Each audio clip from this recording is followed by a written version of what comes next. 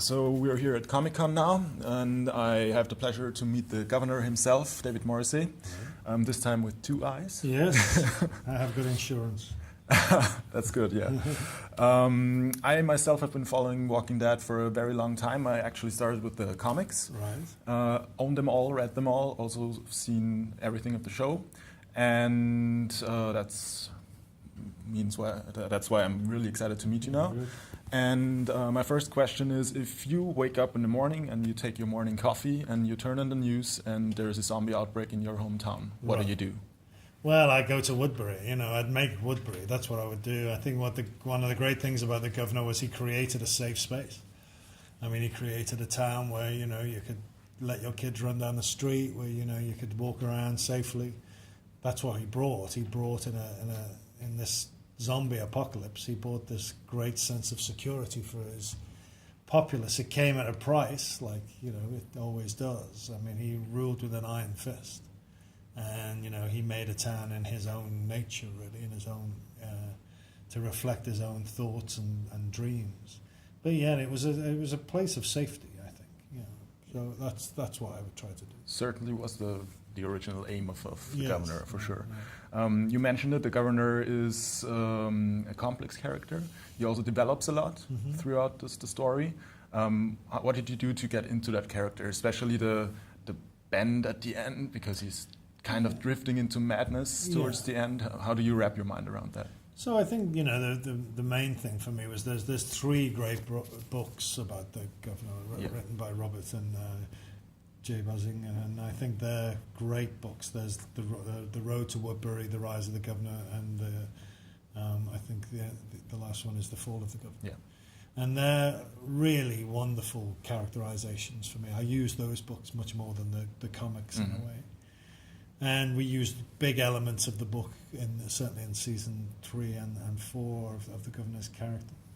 And I read those books. I read a lot of books about leadership and cult leadership, things like David Koresh and Jim Jones and stuff like that. I read a lot of stuff about the Black Death in Europe and how that affected the way that towns and cities sort of ruled themselves and how sort of humanity changed at that time. And all that was really good. That was where I got my main source of insight into that type of character was. Yeah, okay, so I'm going to pull one later question up front now, because you just mentioned the books. Any chance on doing a movie or anything about those? I'd love to, but those type of decisions are always way above my pay grade, really. Sure. That's, they're made by other people, Robert and AMC and stuff like that. I know they're about to do big movies with Andrew, and I'm really looking forward to that. But I don't know. I mean, I think we used a lot of the storyline from those books in the TV show already, so they might need to change that. But I love the character, but it's up to other people whether they want to do it again. Sure. All right. Speaking of Walking Dead again, did you bring any souvenirs from the set? Maybe the heads? I didn't bring the heads, no. I've got many an eye patch in my house, but not the head, no. What else have I got? I don't think I've got Merle's fingers when I bit his fingers off. There's lots of things. I've got lots of little bits of bruises and scars from the set that happened, but no, I don't think I took anything else. But what have I got? Yeah, just eye patches, I think. I think I got a lot of eye patches. That's probably the most iconic thing. Yeah, that was the one. All right. Can you ride a tank? Because you did. No, I can't ride a tank. I can stand on a tank. Yeah. But I didn't. Even in the show, I didn't ride a tank. He got this guy. He met this guy in the camp who told him he'd been, in the army and been in the tank regiment, and he sort of put 2 and 2 together. But no, he's outside of the tank. He's very much sort of riding on the back of it, really. All right. Of course, you've done many other roles in your time. What's one role that you're especially proud of, and one role that you would like to go back and completely redo?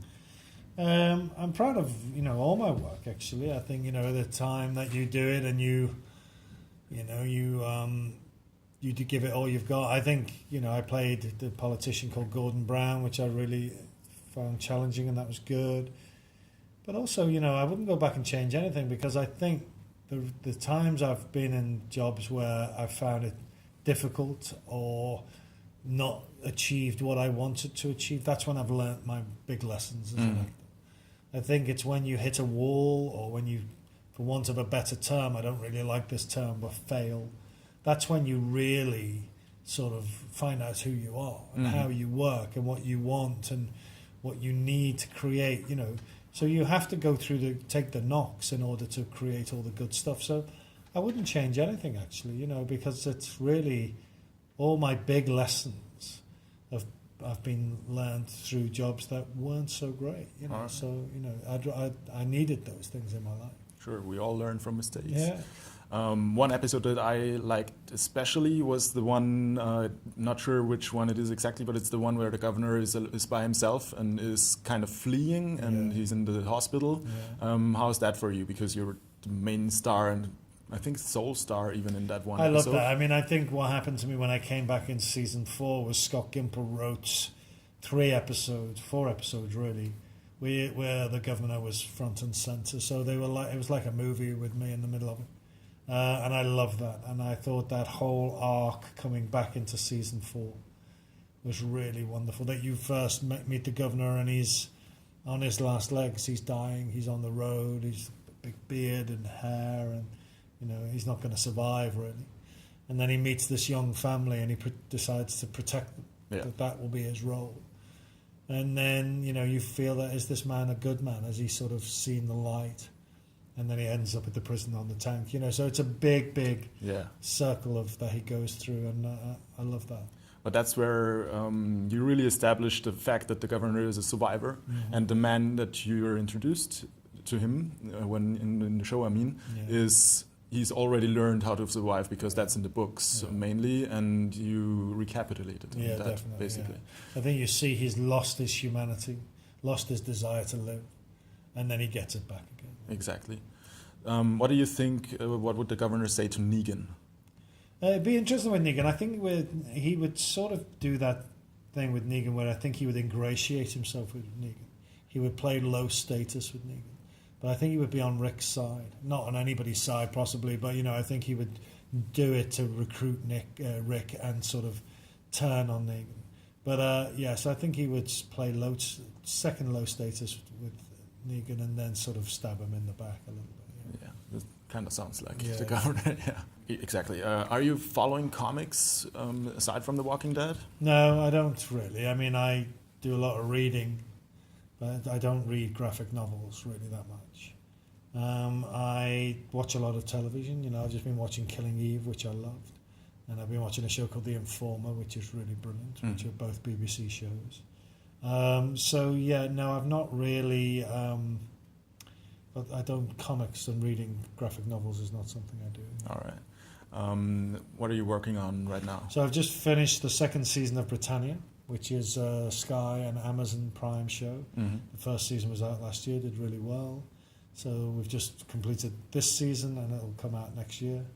And we're hoping that the 3rd season will happen after that. But yeah, we're waiting to see. But I love doing it. It's written by Jez Butterworth and his brother Tom and Jez Butterworth. And it's it's a Roman epic. I play the head of the Roman army. All right. And it's set in Britain in 43 AD. So it's all about druids and sort of things like that. Okay, I'll have a look at that. Great, definitely. Thank you very much. Thanks for being here. Cheers.